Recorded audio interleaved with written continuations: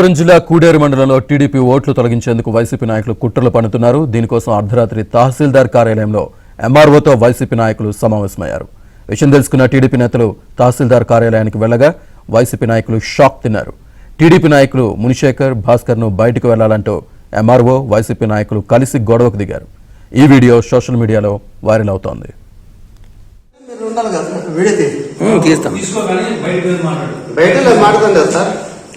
Video చెప్తా వెళ్దాక అన్నల్లో phone చేసినారు ఇప్పుడు వెళ్దాక చెప్తా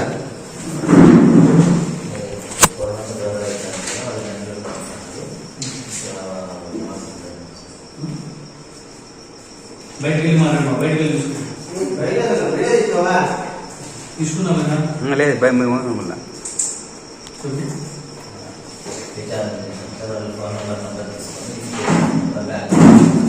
జరుగుతుందంటే మీరు ఉండాలి కదా వీడియో తీస్తాం.